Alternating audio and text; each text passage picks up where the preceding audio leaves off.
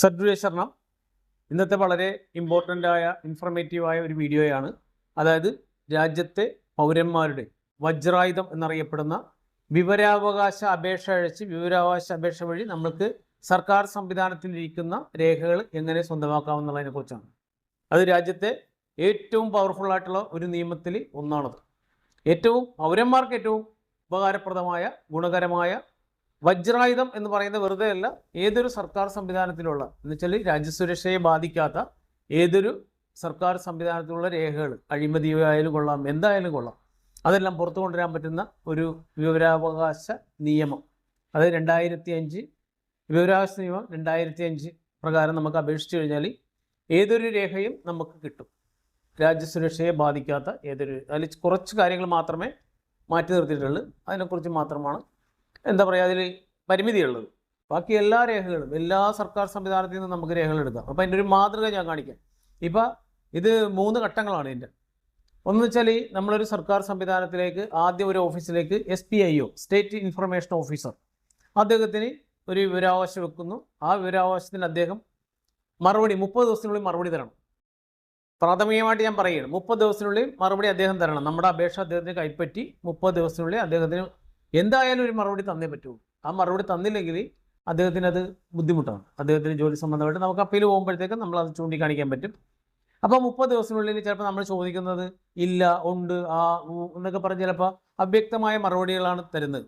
പക്ഷേ ഈ വിവരാവകാശ നിയമത്തിൽ എന്ന് പറഞ്ഞാൽ ഒരു പ്രത്യേകത എന്ന് പറഞ്ഞാൽ ഒരു സർക്കാർ സംവിധാനത്തിൽ ഇരിക്കുന്ന ആ ഒരു അധികാരി വ്യക്തവും കൃത്യവുമായ മറുപടിയും വ്യക്തവും കൃത്യമായ രേഖകളും തരണം എന്നുള്ളതാണ്. അതിന് നിശ്ചിത ഫീസൊക്കെ ഉണ്ട്, അതൊക്കെ അടക്കണം. അത് ഞാൻ വഴിയെ പറയാം. അപ്പോൾ അത് ഞാനിപ്പോൾ ഇന്ന്, അതായത് 1/1/2026 സ്റ്റാർട്ടിങ്ങിൽ ഒരു വിവരാവകാശം വെക്കുന്നതാണ്. മറ്റൊന്നുമല്ല, അത് ഞാൻ വായിക്കുമ്പോഴേ അത് മനസ്സിലാവുള്ളൂ. അതായത് നമ്മൾ ഈ രീതിയിലാണ് മാതൃക. കാരണം പണ്ടെന്ന് പറഞ്ഞാൽ രജിസ്റ്റേർഡ് വിത്ത് AD എന്ന് എഴുതിയാൽ മതി. മുകളിൽ നമ്മൾ രജിസ്റ്റേർഡ് ആയിട്ടാണ് അയക്കുന്നില്ല. രജിസ്റ്റേർഡ് വിത്ത് അക്നോളജ്മെൻറ്റ് നമുക്ക് തിരിച്ചു കിട്ടത്തക്ക രീതിയിലാണ് നമ്മളെല്ലാ വിവരാവകാശ രേഖകളും എല്ലാ സംവിധാനം, എന്ത് പരാതി ആയാലും കൊള്ളാം, എന്ത് കാര്യമായാലും കൊള്ളാം, നമ്മൾക്ക് രജിസ്റ്റേർഡ് ആയിട്ട് അയച്ച് ആ സ്ലിപ്പെല്ലാം സൂക്ഷിച്ച് വെക്കുകയും വേണം നമ്മൾ. മനസ്സിലായോ? അപ്പോൾ അത് കൃത്യമായിട്ട് നമ്മൾ നോക്കണം. ഇപ്പോൾ എന്ന് പറഞ്ഞാൽ സ്പീഡ് പോസ്റ്റ് രജിസ്റ്റേർഡ് വിത്ത് POD എന്നും പറഞ്ഞാണ് അതിൻ്റെ മുകളിൽ നമ്മൾ രേഖപ്പെടുത്തേണ്ടത്. അതിന് വിവരാവകാശ നിയമം 2005 ഞാൻ ഇട്ടേക്കുന്ന ഒരു റെഫറൻസ് നമ്പറാണ്. കാരണം ഇത് എനിക്ക് മുന്നോട്ട് പോകുമ്പോൾ എനിക്കിത് ഏത് അപേക്ഷയാണെന്ന് സൂചിപ്പിക്കുന്നതിന് വേണ്ടിയാണ്. Number CC KSFD 2085 2026. ഞാനിവിടെ തീയതി വെക്കാറുണ്ട്. സാധാരണ തീയതി ഇവിടെ വെച്ചില്ലെങ്കിലും കുഴപ്പമില്ല, ഞാൻ വെക്കും. കാരണം എനിക്ക് ഫ്രണ്ട് നോക്കുമ്പോൾ തന്നെ എനിക്ക് ഡേറ്റ് മനസ്സിലാകാൻ വേണ്ടിയാണ്. പിന്നെ പ്രേക്ഷിതൻ എന്നാണ് വെക്കേണ്ടത്. പ്രേക്ഷിതൻ എന്ന് വെച്ചിട്ട് ചന്ദ്രബാബു CP ചിറ്റേക്കാട്, ജനപ്രിയ വിലാസം ശാന്തിരി PO തിരുവനന്തപുരം 695589 ഫോൺ നമ്പർ.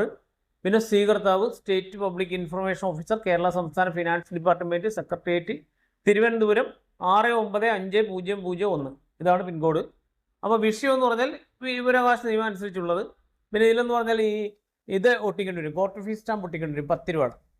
മനസ്സിലായി? ഏത് വിവരാവകാശ അപേക്ഷ അയച്ചാലും അത് സ്റ്റേറ്റിന് 10 രൂപയുടെ കോർട്ട് ഫീസ് സ്റ്റാമ്പും, സെൻട്രലിലേക്ക് അയക്കുമ്പോൾ പിന്നെ അതിന് വേറെയാണ്. ഡിമാൻഡ് ഡ്രാഫ്റ്റ് അങ്ങനെയുള്ള കാര്യങ്ങളൊക്കെ, ചെക്ക് കാര്യങ്ങളൊക്കെയാണ്. 10 രൂപയുടെ തന്നെയാണ് എമൗണ്ട്, 10 രൂപ തന്നെ. പക്ഷേ ഈ മെത്തേഡ് അല്ലെന്ന് മാത്രം. അത് SPIO അല്ല. ഇതിപ്പോൾ സ്റ്റേറ്റ് പബ്ലിക് ഇൻഫർമേഷൻ ആണെങ്കിൽ മറ്റത് സെൻട്രൽ പബ്ലിക് ഇൻഫർമേഷൻ ആണ്. ഇതിന് ഷോർട്ടായിട്ട് പറയുമ്പോൾ SPIO എന്ന് പറയും, മറ്റത് CPIO എന്ന് പറയും. അത് വേറെ പറയാം. അപ്പോൾ ഇങ്ങനെ വെച്ചിട്ട് പിന്നെ സൂചന എന്താണ് ആവശ്യം എന്നുള്ളതാണ്. സൂചന ഞാനിത് ഇതിൻ്റെ സൈഡിൽ കാണിക്കാം. അത് വായിക്കാൻ പറ്റിയ ഇതിൽ നിങ്ങൾക്ക് സൈഡിൽ ഇത് കാണിക്കാം. എന്നാലും ഞാനൊന്ന് സൂചിപ്പിക്കുകയാണ്, വായിച്ചത്.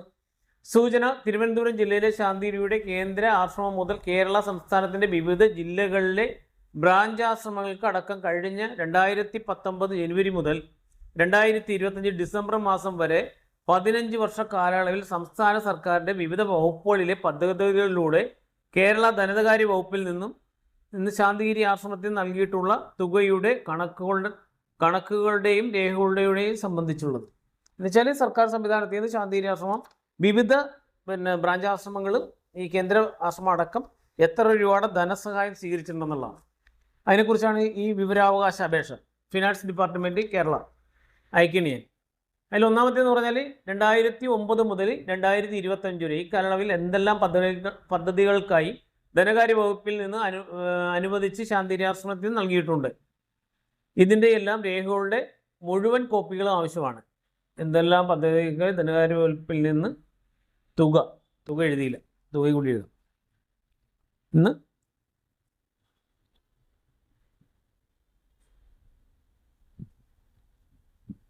ഇടയ്ക്കൊന്ന് സൂചിപ്പിച്ചെന്ന് മാത്രമേ ഉള്ളത്. മനസ്സിലാവും, ധനകാര്യ വകുപ്പിൽ നിന്ന് അനുവദിച്ചു നൽകുന്ന തുക മാത്രമാണല്ലോ, അല്ല വേറെ ഒന്നുമല്ല. ഇതിൻ്റെ എല്ലാ രേഖകളുടെ മുഴുവൻ കോപ്പികളും ആവശ്യമാണ്. രണ്ടാമത്, 2009 മുതൽ 2025 കാലയളവ് വരെ ശാന്തിഗിരി ആശ്രമം സർക്കാർ ധനകാര്യ വകുപ്പിൽ നിന്ന് എത്ര തുക കൈപ്പറ്റിയിട്ടുണ്ട്? അനുവദിച്ചാൽ മാത്രം പോരാ, എത്ര തുക കൈപ്പറ്റിയിട്ടുണ്ടെന്ന് നമ്മൾ അറിയണം. ഇതിൻ്റെ എല്ലാം മുഴുവൻ രേഖകളും ആവശ്യമാണ്.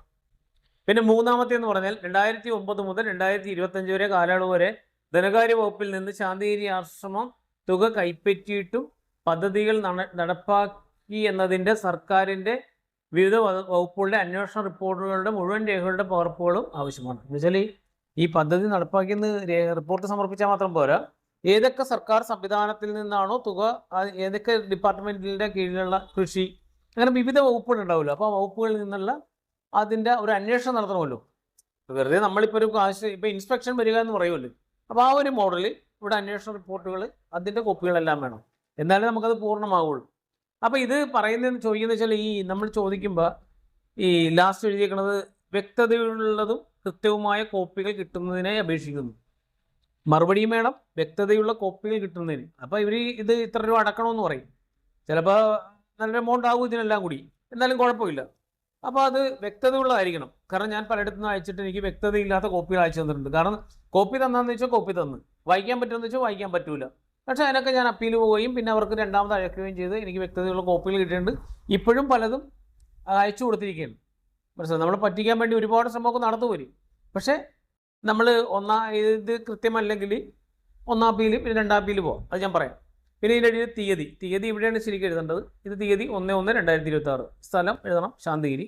പിന്നെ ഇതിനെ അപേക്ഷിക്കുന്നത് കഴിഞ്ഞിട്ട് എന്ന്, പിന്നെ ആരാണ്, പിന്നെ ഒപ്പ്, പിന്നെ ഇതിൻ്റെ പേജ് നമ്പറൊക്കെ കറക്റ്റായിട്ട് ഇടണം. പിന്നെ എത്ര പേജ് ഉണ്ടെന്നുള്ള സൈഡിൽ കൊടുക്കണം. മനസ്സിലായി, രണ്ടാമത്തെ പേജ് 2 പേജ് ഉള്ളതാണ് കാണിച്ചിട്ടുണ്ട്. അപ്പോൾ ഇതാണ് ഒരു വിവരാവകാശ അപേക്ഷ. ഇതിൻ്റെ ഞാൻ ഈ സൈഡിൽ വെക്കാം, ഇതിൻ്റെ ഇത് നിങ്ങൾക്ക് വായിക്കാൻ വേണ്ടി ഇത് സൈഡിൽ കൊടുത്തിരിക്കാം. അതൊരു മാതൃകയാണിത്, മനസ്സിലായില്ലേ? ഞാൻ അയക്കുന്നത് എൻ്റെ ആവശ്യങ്ങൾക്കുള്ളതാണ്. നിങ്ങൾക്ക് വേറെ ഏത് ഇപ്പോൾ ഡിപ്പാർട്ട്മെൻ്റ് ആയാലും കൂടെ നിങ്ങളുടെ ആവശ്യങ്ങൾ കൊടുത്തുകൊണ്ട് ഈ മാതൃകയിൽ നിങ്ങൾക്ക് കൊടുക്കാം. കാരണം ഇത് വളരെ മുമ്പേ ഇതുപോലുള്ള വീഡിയോകൾ ചെയ്യണമെന്ന്, കാരണം എൻ്റെ അനുഭവത്തിൽ നിന്നാണ് ഞാൻ ഇതെല്ലാം പഠിച്ചത്. അപ്പോൾ ആ പഠിച്ചത് വെച്ച് മറ്റുള്ളവർക്ക് ഉപകാരപ്പെടാൻ വേണ്ടിയാണ് ഈ വീഡിയോ ചെയ്യുന്നത്. അപ്പോൾ അത് മാതൃക അതുകൊണ്ടാണ് കാണിക്കുന്നത്. ഇത് നമ്മൾ വിവരാവകാശ അപേക്ഷ SBIക്ക് ഒക്കെ അയച്ചിട്ട് കൃത്യമായിട്ട് രേഖകളും മറുപടിയും കിട്ടുമെന്ന് നമ്മൾ പ്രതീക്ഷിക്കേണ്ട. ചിലപ്പോൾ കിട്ടും, ചിലപ്പോൾ കിട്ടൂല. പക്ഷേ അടുത്ത ഓപ്ഷൻ എന്ന് പറഞ്ഞാൽ ഇത് നമുക്ക് 30 ദിവസത്തിനുള്ളിൽ നമുക്ക് മറുപടി വരും. നമ്മൾ അയച്ചു കഴിഞ്ഞ് അവർക്ക് കിട്ടിക്കഴിഞ്ഞ് 30 ദിവസത്തിനുള്ളിൽ മറുപടി വരുമ്പോൾ നമുക്ക് എന്തെങ്കിലും എതിർപ്പുണ്ടെങ്കിൽ അതിൽ തന്നെ അവരുടെ മറുപടിയിൽ തന്നെ ഉണ്ടാവും ഒന്നാം അപ്പീൽ അധികാരിയുടെ അഡ്രസ്സും ഫോൺ നമ്പറും എല്ലാം ഉണ്ടാവും. അപ്പോൾ ആ ഒന്നാം അപ്പീൽ അധികാരിക്ക് നമുക്കിതിൽ ഏതൊക്കെയാണ് നമ്മൾക്ക് കിട്ടാത്തത്, എന്തൊക്കെയാണ് ഇതിൽ നമുക്ക് വ്യക്തതയില്ലാത്തത് അല്ലെങ്കിൽ കിട്ടാത്തത് എന്നുള്ളത് നമ്മുടെ ആക്ഷേപം എന്താണ്, അത് നമ്മൾ ഒന്നാം അപ്പീൽ അധികാരിക്ക് ഒരു നോട്ട് എഴുതിയിട്ട് ഇതിൻ്റെ കോപ്പി, അപ്പോൾ നമ്മൾ ഈ സ്റ്റാമ്പ് ഒട്ടിക്കണ്ട, ഒന്നാം അപ്പീൽ അധികാരിക്ക് സ്റ്റാമ്പ് ഒട്ടിക്കണ്ട, ഇതിൻ്റെ കോപ്പിയും പിന്നെ ഈ റെസിപ്റ്റ് ഉണ്ട്. നമ്മൾ ഇത് കണ്ട, ഈ ചുമന്നൊരു റെസിപ്റ്റ് ഉണ്ടോ, ഇത് നമ്മൾ പോസ്റ്റിൽ അടക്കുമ്പോൾ അവർ നമുക്ക് ഈ റെസിപ്റ്റ് തരും, ഇല്ലെങ്കിൽ ചോദിച്ചു വാങ്ങണം. അത് ചോദിച്ചു വാങ്ങിക്കഴിയുമ്പോൾ അത് സൂക്ഷിച്ച് വെക്കണം. അത് കൂടാതെ നേരത്തെയാണ് ഈ പറഞ്ഞ അക്നോളജ്മെൻറ്റ്, ഇത് ഈ മോഡലായിരുന്നു. ഇപ്പം അങ്ങനെയല്ല, സ്പീഡ് പോസ്റ്റ് രജിസ്റ്റേർഡ് വിത്ത് AD എന്ന് പറയുന്ന ഇതാണ്, ഈ കാണുന്ന കാർഡാണ്. മനസ്സിലായില്ലേ? ഈ സ്പീഡ് പോസ്റ്റ് കാർഡാണ്. ഇത് അവിടെ പോയിട്ട് അവരിവിടെ സീലടിച്ചിട്ട് അല്ലെങ്കിൽ ഒപ്പിട്ട് മേടിച്ചിട്ട് നമുക്ക് തിരിച്ചയച്ചു തരും. ഇത് നമുക്ക് റെക്കോർഡിക്കലി എന്തെങ്കിലും നിയമപരമായിട്ടുള്ള നടപടി സ്വീകരിക്കുമ്പോൾ ഇത് ആവശ്യമുള്ള സാധനമാണ്. ഇതും റെസിപ്റ്റും ഈ പറഞ്ഞ ഇതെല്ലാം ആവശ്യമുള്ള സാധനമാണ്. അപ്പോൾ ഇതെല്ലാം വെച്ചുകൊണ്ട് നമ്മൾ ഒന്നാം അപ്പീൽ അധികാരിക്ക് ഒരു അപേക്ഷ കൊടുക്കും. മനസ്സിലായി? എനിക്ക് ഇത്ര കാര്യങ്ങൾക്ക് മറുപടി കൃത്യമല്ല, വ്യക്തമല്ല, അവ്യക്തമായ രേഖകളാണ് വന്നിരിക്കുന്നത്. അവ്യക്തമായ എന്ന് വെച്ചാൽ ഇതിൻ്റെ ഒരു പ്രൊസീജിയർ എന്ന് പറഞ്ഞാൽ ഇത് വളരെ സൂക്ഷ്മതയോടെ സർക്കാർ ഉദ്യോഗസ്ഥന്മാർ കൈകാര്യം ചെയ്യേണ്ട ഒരു നിയമമാണിത്. അവർ തെറ്റിദ്ധരിപ്പിക്കുന്നതോ അവ്യക്തമായോ മറുപടി തരാൻ പാടില്ല. തന്നു കഴിഞ്ഞാൽ അവർക്കത് ശിക്ഷ ഉണ്ടാവും. മനസ്സിലായി? അവരുടെ മറ്റുള്ള പല കാര്യങ്ങൾക്കും അത് ബാധിക്കും അവരുടെ സർവീസിൽ. അതുകൊണ്ട് അവരെല്ലാം കൃത്യമായിട്ട് തരും. ഇതിൻ്റെ പേരിലൊരു വൈരാഗ്യ ബുദ്ധി കാണിക്കാൻ പാടില്ല. നമ്മളിപ്പോൾ ഒരു ഡിപ്പാർട്ട്മെൻറ്റിലേക്ക് ഒരു കാര്യം അയച്ചിട്ട് അവരെന്തെങ്കിലും വൈരാഗ്യ ബുദ്ധിപരമായി പ്രവർത്തിച്ചു കഴിഞ്ഞാൽ നമ്മൾക്ക് നിയമപരമായിട്ട് മുന്നോട്ട് പോകണമെങ്കിൽ അവർക്ക് പണിഷ്മെൻറ്റ് കിട്ടും. ഈ നിയമത്തിൻ്റെ പുറത്ത് അങ്ങനെയൊക്കെ ഒരുപാട് ഗുണങ്ങളുണ്ട് ഒരു പൗരനും. അപ്പോൾ ഒന്നാം അപ്പീൽ അധികാരി അടുത്ത് പോയപ്പോഴും ആ അപ്പീൽ അധികാരി എന്ന് പറയുമ്പോൾ പഞ്ചായത്തിലേക്ക് നമ്മൾ അയക്കണമെങ്കിൽ പഞ്ചായത്തിൻ്റെത് അസിസ്റ്റന്റ് ഡയറക്ടർ ഓഫീസാണ്. അപ്പോൾ അവിടെ നിന്ന് നമുക്ക് ഒന്നാം അപ്പീൽ അധികാരിയിൽ നിന്ന് കറക്റ്റായിട്ട് കിട്ടിയില്ലെങ്കിൽ പിന്നെ പോകേണ്ടത് കേരള സംസ്ഥാന വിവരാവകാശ കമ്മീഷൻ്റെ അടുത്താണ്. കാരണം എനിക്ക് ഭൂരിഭാഗം രേഖകളും കറക്റ്റായിട്ട് കാര്യങ്ങൾ ചെയ്തേക്കുന്നത് സംസ്ഥാന വിവരാവകാശ കമ്മീഷൻ്റെ അടുത്ത് പോയിട്ടാണ് എനിക്കെല്ലാം കിട്ടിയിരിക്കുന്നത്. അത് ചിലപ്പോൾ നേരിട്ടുള്ള ഹിയറിംഗ് ആകാം, അല്ലെങ്കിൽ ഓൺലൈൻ വഴിയുള്ള ഹിയറിംഗ് ആകാം. അതൊക്കെ ഞാൻ അടുത്ത വീഡിയോയിൽ പറയാം. കാരണം ഒന്നാം അപ്പീൽ അധികാരിയുടെ എങ്ങനെ അയക്കണമെന്നുള്ളത് അടുത്ത വീഡിയോയിൽ പറയാം. അപ്പോൾ ഇത്രയുമാണ് എല്ലാവരെയും ഒന്ന് അറിയിക്കണമെന്ന് തോന്നിയത്. കോർട്ട് സ്റ്റാമ്പ് ഒട്ടിക്കാൻ മറക്കരുത്. ഡേറ്റ്, സ്ഥലം, ഒപ്പ് ഇതൊന്നും മറക്കരുത്. എന്തെങ്കിലും മറന്നു പോയാൽ അത് തിരിച്ചു വരും. മനസ്സിലായ? അപ്പോൾ അത് ഇങ്ങനെ എഴുതിയിട്ട് ഇങ്ങനെ സ്റ്റാമ്പ് ഒട്ടിച്ചിട്ട് കോർട്ട് സ്റ്റാമ്പ് ഒട്ടിച്ചിട്ട് നേരെ ഇത് ഞാനിതിൻ്റെ അത് കണ്ടില്ലേ ഇവിടെ എഴുതി വെച്ചിട്ടുണ്ട് കവറക്ക. പിന്നെ വേറൊരു കാര്യം വെച്ചാൽ നമ്മൾ അങ്ങനെ അയച്ചാൽ മാത്രം പോരാ, നമ്മൾ ഇതേപോലെ കോപ്പി എടുത്ത് വെക്കണം. ഞാനൊരു കളർ കോപ്പിയും ഒരു ബ്ലാക്ക് ആൻഡ് വൈറ്റ് കോപ്പിയും എടുത്ത് വെക്കാറുണ്ട്. 2 കോപ്പി ഞാൻ എടുത്ത് വെക്കും. എന്നിട്ട് ഈ റെസീപ്റ്റ് പോസ്റ്റ് ഓഫീസിൽ നിന്ന് കിട്ടണമെങ്കിൽ ഇവിടെ ക്ലിപ്പ് ചെയ്യും. അതുപോലെ തന്നെ സ്പീഡ് പോസ്റ്റ് നമുക്ക് തിരിച്ചു വരുമല്ലോ, ഈ കാർഡ് അക്നോളജ്മെൻറ്റ് കാർഡ് വരെ തിരിച്ചു വരുന്നത് ഇതിങ്ങനെ കൂട്ടി വെച്ചിട്ട് ഞാൻ പിൻ ചെയ്ത് വെക്കും, സൂക്ഷിച്ച് വെക്കും ഫയലിൽ. മനസ്സിലായില്ലേ? നമ്മൾ കൃത്യമായിട്ട് ഫയലിൽ സൂക്ഷിച്ച് വെക്കുന്നത്. ഞാൻ ആയിരക്കണക്കിന് വിവരാവകാശ അപേക്ഷകളും പരാതികളും അയച്ച ഒരു ശീലത്തിൽ നിന്നാണ് ഞാനിത് പറയുന്നത്. മനസ്സിലായി? ഒട്ടനവധി രേഖകൾ, അമൂല്യമായ ഒരുപാട് രേഖകൾ എനിക്ക് കിട്ടിയിട്ടുള്ളത് ഇതിലൂടെയാണ് ഭൂരിഭാഗവും. അപ്പം ഇത് ഞാൻ ഇങ്ങനെ ഇപ്പം നമ്മൾ ഇതാണ് വിവരാവകാശ അപേക്ഷ. ഇത് മടക്കുന്നു.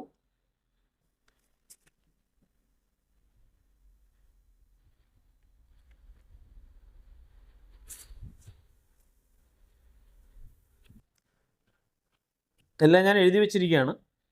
അപ്പം മടക്കിയിട്ട് എന്നുവെച്ചാലേ ഞാനിത് മനസ്സിലാക്കാൻ വേണ്ടി ഒരുപാട് പേരോട് ചോദിച്ചിട്ടുണ്ടായിരുന്നു. മനസ്സിലായി? അങ്ങനെയാണ് ഞാൻ പല കാര്യങ്ങളും പഠിച്ചത്.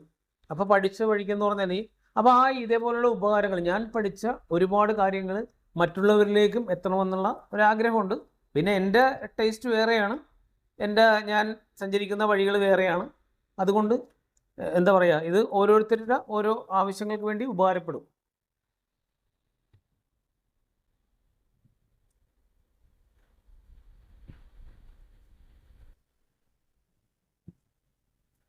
ഞാനൊരു ധർമ്മയുദ്ധത്തിൻ്റെ ഭാഗമായിട്ട്, കാരണം വെച്ചാൽ ഈ രാജ്യത്ത് ഒരു നല്ലൊരു കാര്യത്തിന് വേണ്ടി നടത്തേണ്ട ഒരു സ്ഥാപനം മോശമായിട്ട് നടത്തുന്നതിനെതിരെ, അതും ആ ഒരു ആചാര്യൻ്റെ കൊണ്ടുവന്ന ആശയത്തെയും പ്രസ്ഥാനത്തെയും നശിപ്പിച്ചുകൊണ്ട് സ്വജനപക്ഷപാതമായി സ്വാർത്ഥ താല്പര്യപരമായി പെരുമാറുന്നത് കൊണ്ടാണ്.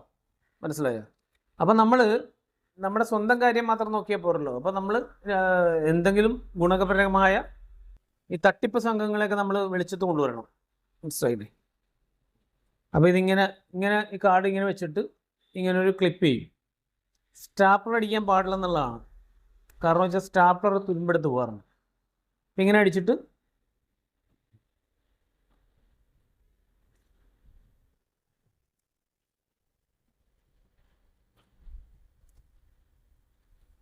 ഇത് A to Z കാര്യങ്ങൾ കാണിക്കുന്നത് വെച്ചാൽ പിന്നെ എല്ലാവർക്കും ചിലപ്പോൾ എല്ലാ കാര്യങ്ങളും മനസ്സിലായെന്ന് വരില്ല. അതുകൊണ്ടാണ് ഒരു പ്രാവശ്യം ചെയ്ത് 1-2 പ്രാവശ്യം ചെയ്ത് കഴിയുമ്പോൾ ബോധ്യപ്പെടും. എന്നിട്ട് ഇങ്ങനെ ഇത് കെട്ടിയിട്ട്, കാരണം സ്റ്റാപ്ലർ പോസ്റ്റൽ ഡിപ്പാർട്ട്മെൻറ്റ്, കാരണം അത് തുരുമ്പെടുത്ത് പോകാനും കയ്യിലൊക്കെ കൊള്ളാനൊക്കെ സാധ്യതകളുണ്ട്.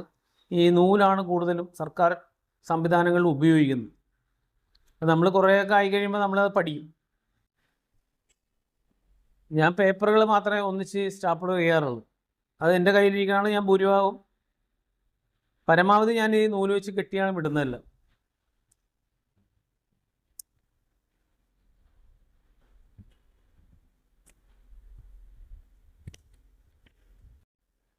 കണ്ടില്ലേ?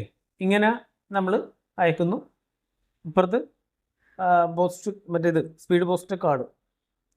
അപ്പോൾ ഇത്രയുമാണ് ഇന്നത്തെ വീഡിയോ. അപ്പോൾ നിങ്ങൾക്ക് ആർക്കെങ്കിലുമൊക്കെ ഉപകാരപ്പെടുന്നെങ്കിൽ പെടട്ടെ എന്നുള്ള ഒരു രീതിയിലാണ് ഈ വീഡിയോ ഇട്ടത്. അപ്പോൾ ഇന്നാണ് അയക്കുന്നത്, ഈ 2026 ജനുവരി 1-ാം തീയതി തന്നെ ഇതുപോലൊരു കാര്യം. കാരണം എല്ലാ ദിവസവും ഞാൻ പരമാവധി അയക്കാറുണ്ട്. അപ്പോൾ ഇനി 1ാം അപ്പീൽ അധികാരിക്ക് എങ്ങനെയാണ് അയക്കേണ്ടത്, അത് ഇപ്പോൾ ഒരു മറുപടി കാണിച്ചുകൊണ്ട് ഞാൻ അടുത്ത വീഡിയോയിൽ ചെയ്യാം. എല്ലാം കൂടി ഒരുമിച്ച് ചെയ്ത് കഴിഞ്ഞാൽ ഒത്തിരി ലെങ്ത് ആവും, അത് തന്നെ മനസ്സിലാക്കാനുള്ള ബുദ്ധിമുട്ടുണ്ടാവും. അപ്പോൾ എല്ലാവർക്കും എല്ലാവിധ നന്മകളും ആശംസിക്കുന്നു. സദ്വേഷണം.